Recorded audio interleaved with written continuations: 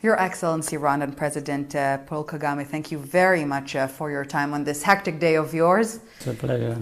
Yes, and let's indeed start with your busy day. You've already met both the President and the Prime Minister, meetings that seem to be very warm. Could you share with us at least some of the topics that were discussed during those meetings? Well, it all builds on the good relationship between Rwanda and Israel. And we talked about bilateral relations, what we can do between the two countries and with each other.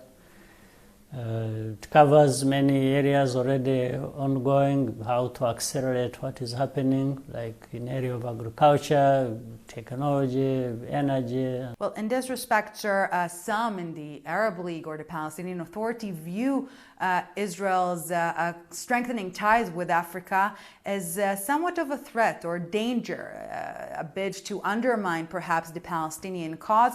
First, do you agree with this perception? And second, how could it potentially impact the prospects of relations between Rwanda and Israel, or Africa as a whole and Israel? Well, you see, this problem between Palestine and Israel is a complex one. It's been there for a long time. It's not one that me or Rwanda or Africa,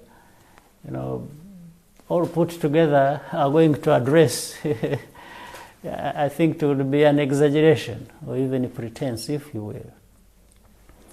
But can we make a contribution when the right time is there, or when there is a call for us to make a contribution? I think yes, we can, but we cannot give a solution. We can only make a small contribution, maybe.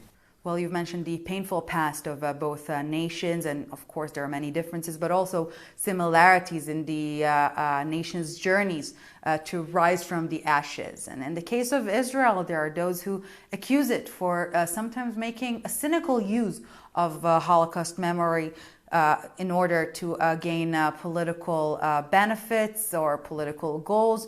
Are you aware of such accusations? Do you encounter such accusations back home? Yes, we do. We do. There are all kinds of prejudices and a lot of unfairness, really, in some ways.